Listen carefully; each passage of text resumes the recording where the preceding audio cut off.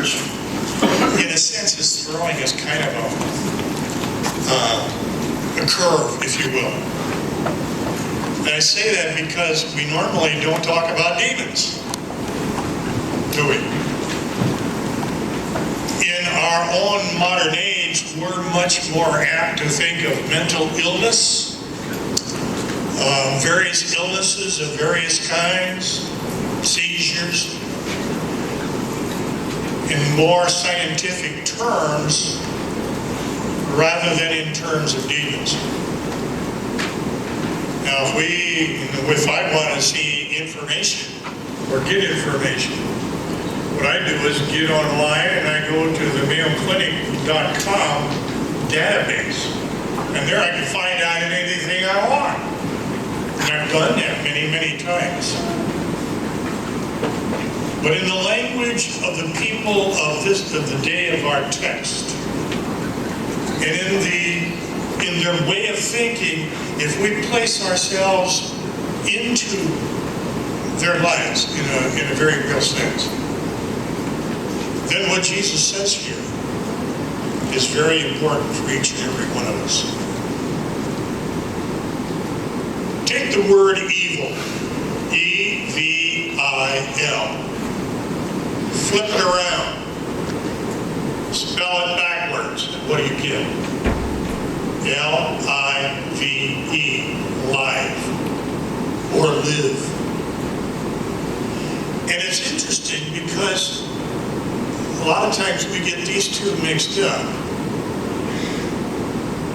We're after live or live. And a lot of times what happens, out comes evil. Out comes what we call sin. So this morning, I'm going to start off with two illustrations. And they will help you to get a little bit more understanding of what the text says. One of the first major thinkers of this world, a Dr. M. Nicolai, professor of psychiatry at Harvard Medical School, explains that Sigmund Freud died at the age of 83. And at that point, he was a bitter and disillusioned man. Tragically, this Viennese physician, one of the most profound thinkers of our time in history, had very little compassion for the common people.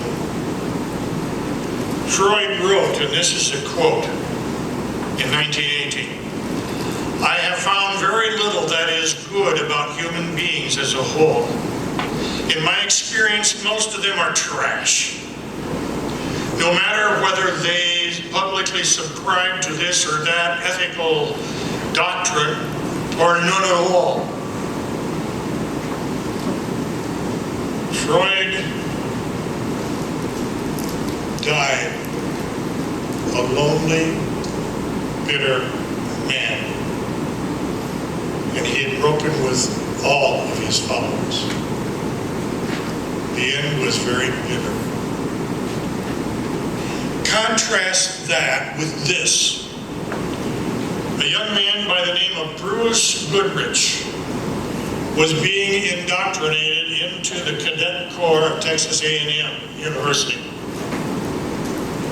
One night, Bruce was forced to run until he collapsed, dropped. But he never got up. Bruce Goodrich died before he even became a student at Texas A&M. In response to this, a short time after the tragedy, Bruce's father wrote this letter to the administration, to the faculty and the student body, and to the Corps of Cadets. And again, I quote, "I would like to take this opportunity to express the appreciation of my family for the great outpouring of concern and sympathy from Texas A&M University and the college community for the loss of our son Bruce. We were deeply touched by the tribute paid to him by the battalion. And we were particularly pleased to note that his Christian witness did not go unnoticed during the his brief time on campus.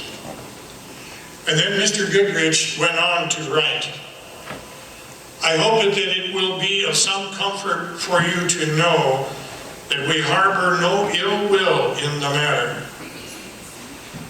We know that our God doesn't make mistakes.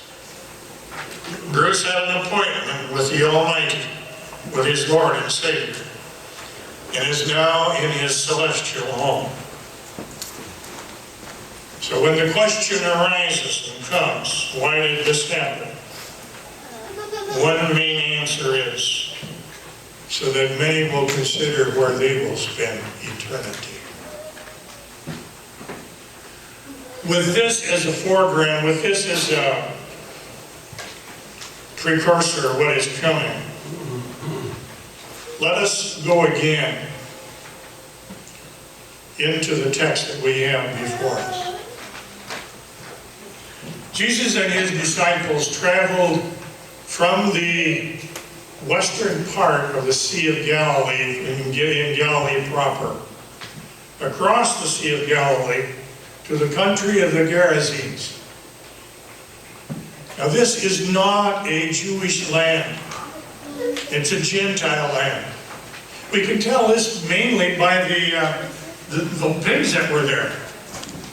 In any case, what happens, we find that as soon as Jesus gets off the boat, this person who is totally naked comes up and he says, what are you to do with me, Jesus of Nazareth, Son of the Most High God? Have you come to destroy us? Jesus bids the demon to come out. Well, first he asks him, what is your name? And the name was Legion. Now there are 4,500 soldiers in a Roman legion. And that's why the name was Legion, because we are many. And then Jesus bids the demons to come out of the person. And they didn't want to just go out into the abyss, to Hades, so to speak. They wanted to go into a crowd of pigs nearby, and Jesus bid them. And this is probably the hard part that we can't understand very well. In any case, he bids them, they go into the pigs, and the pigs run headlong over the cliff into the water and were drowned. And about that time, then people of the city learn what has happened, and they go out to meet with Jesus, and they hear directly what has happened, and they see this man who was, we would call crazy,